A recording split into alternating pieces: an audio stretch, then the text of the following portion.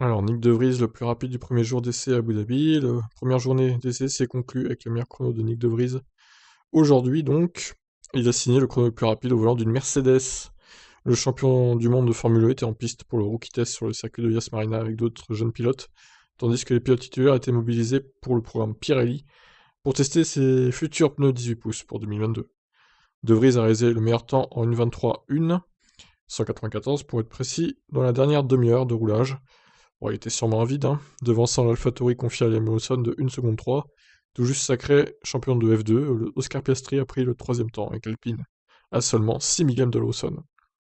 Quatrième avec la McLaren, Pato Howard a bouclé pas moins de 2 distances de Grand Prix dans la journée. Il était d'ailleurs en tête de la feuille des temps à la mi-journée.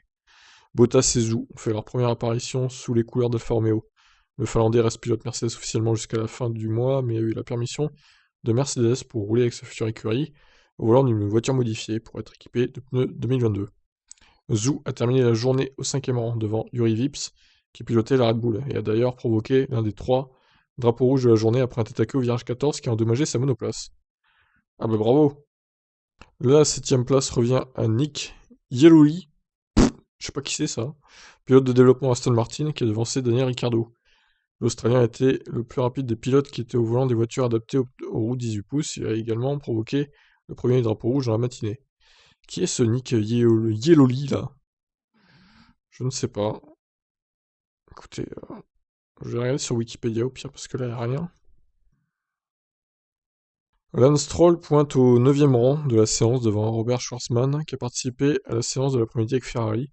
Le Russe a partagé son programme de rookie test avec Antonio Fuoco, qui a également roulé sur la Ferrari modifiée avec Charles Leclerc, 11e du jour. Bottas a terminé 12e devant Fuoco et Tsunoda Logan Sargent pour sa première sortie au volant d'une F1 et 15e avec la Williams. Sa journée s'est arrêtée prématurément en raison d'un problème moteur à 90 minutes du drapeau à damier, mais il avait auparavant parcouru 92 tours. Ocon a pris le 16e chrono avec l'Alpine devant le tout nouveau champion du monde Max Verstappen. Les deux hommes ont devancé Russell qui a pu débuter son travail d'adaptation chez Mercedes et aura l'occasion de le poursuivre mercredi en l'absence d'Hamilton. Qui, bon, bah, on n'a pas de nouvelles d'Hamilton, il doit être complètement écœuré de ce qui s'est passé. Aucune nouvelle sur les réseaux sociaux, rien. Donc, bon, étonnant. La 19e place a été prise par Mick Schumacher avec la Haas. Mick, hein, toujours dernier, très loin, avec les pneus 18 pouces. Donc le classement, le voici. Vous l'avez en détail. Donc en gros, c'était mélangé, hein, les titulaires testaient les pneus 18 pouces, les rookies avaient les pneus 13 pouces normaux pour s'adapter aux monoplaces bah, de cette année, quoi. Donc on va regarder quand même qui est Nicky Loli.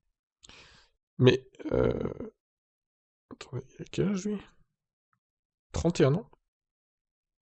Et cette photo... Ah ouais, en 2012, c'est un gosse quoi, on dirait un enfant. Incroyable, hein. La photo n'est un peu vieille là quand même. Alors, son palmarès, qu'est-ce qu'il a fait de beau ce monsieur? Ouais, c'est pas un grand pilote, hein. China GT Championship. Porsche Super Cup, ok, bon. Ouais, c'est pas vraiment un pilote full monoplace, hein, pour le coup. Mais bon, il est sûrement très compétent. Après, pour la Formule 1, c'est encore autre chose. Ok, bon bah voilà, je vous laisse. Ciao ciao.